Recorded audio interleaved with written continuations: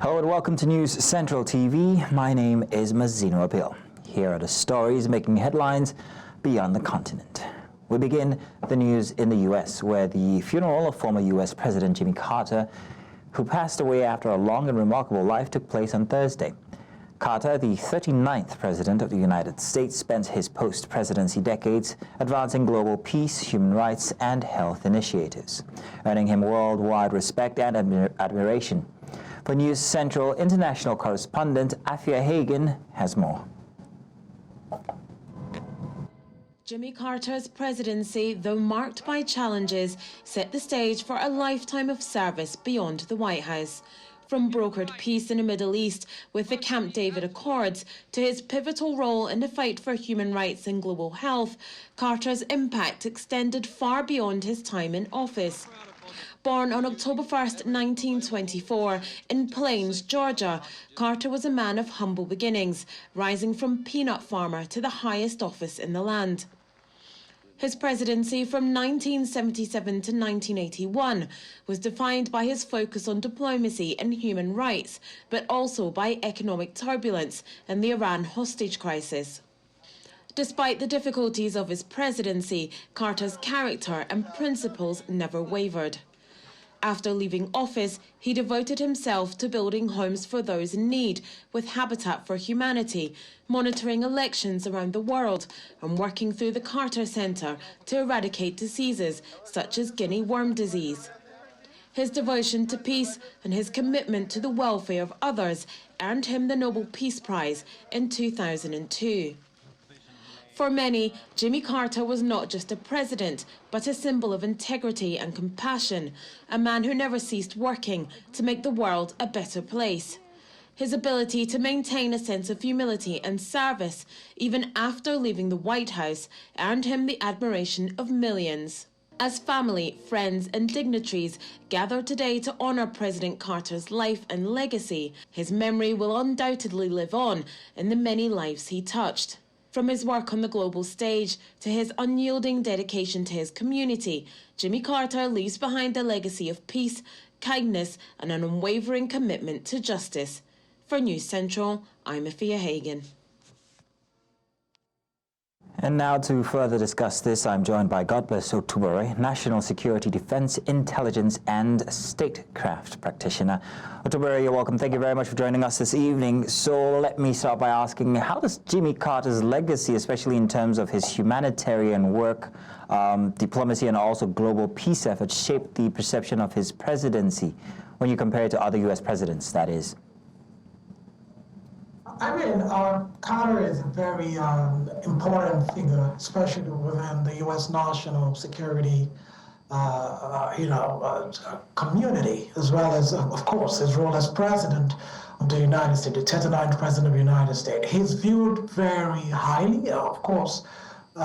Turbulence within the last 2 years of his administration, the stagflation, which cost him the White House, which cost him a second term. It's actually one of the only things that people sort of look back and say, oh, Carter didn't do this, he didn't do that. But in terms of his humanitarian efforts and what he did as president and his fight for racial integration as well as civil rights remain one of the hallmark of who Carter is. And of course, that is also now carried on by the Carter Center that is scattered around the world. And we can see that even from the state funeral that has been held in his honor.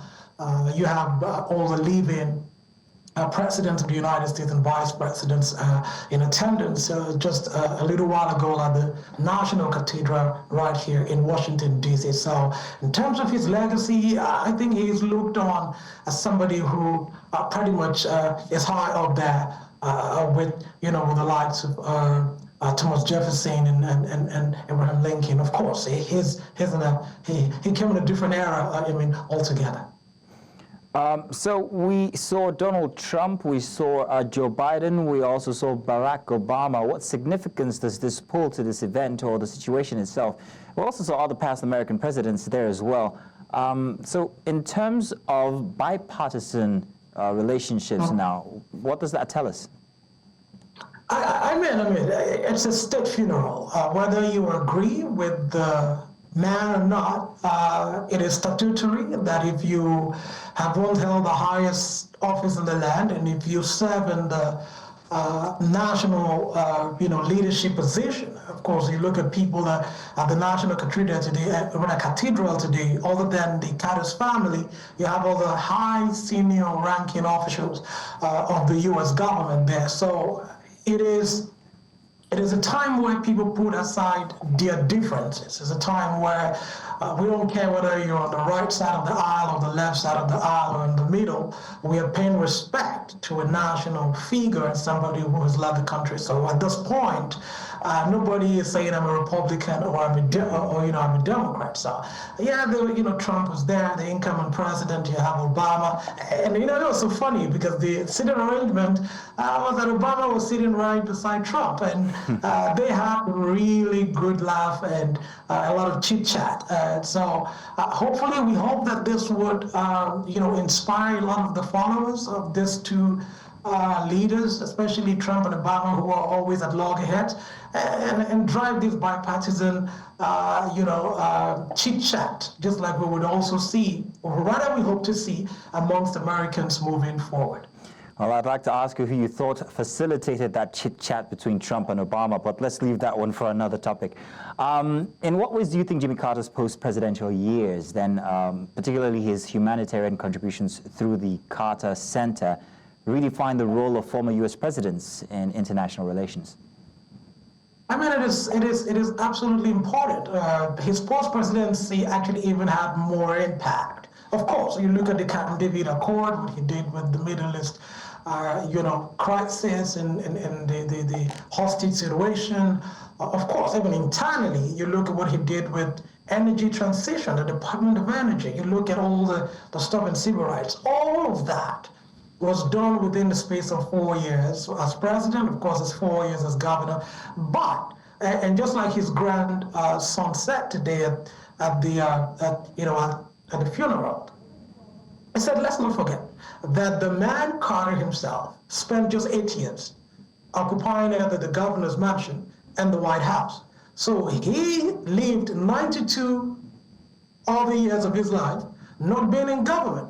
So what that tells us is that his post-presidency became a huge part of who Carter is today. Look at the work you're doing with the Guinea worm eradication in Africa, in other parts of the world, and in Latin America and other parts of the world that his foundation works in. So it just shows you that what this is teaching a lot of us young people is that there is a life beyond office, and that we must think that our legacy must be stronger than even when we are in office. And Carter has embodied that, and I'm very sure that a lot of us who are, in the pipeline of leadership training and those who are currently here are taking a cue from the life and times of Carter, a man who is so blessed to have seen a century and who has led indelible marks. Look at him, he won the Nobel Prize, as part of his efforts for peace. And that is one of the things we also thought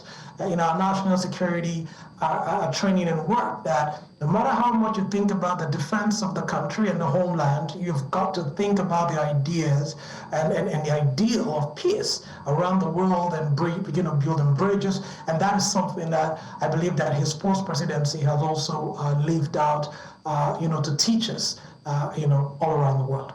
I'm going to go out on a limb and ask you a comparison for Jimmy Carter and President-elect Donald Trump, considering that he was such a humanitarian, and Trump considers himself so as well. What do you think? Well, I mean, comparing Trump and Carter, they're two different people. Trump's own way of carrying out his humanitarian work is clearly different from the way Carter would. You don't have the Trump Center that is, doing some of the work that the Carter Center does, of course. Again, Trump is still president now. I mean, he's former president, he's going to be president again. Let's see what he does when he's out of office. But you cannot compare both people. The way they speak, the way they look at the world, their ideas about America and America's relations with the world, totally different. But they're both people that the Americans that American citizens have now decided, or rather have decided either in the past and now have said, you're worthy to lead us, and let's see what Trump does when he leaves office. So if you look at what the Obama Foundation is doing now, post-office, you look at what the Bush, I think Bush has a foundation as well.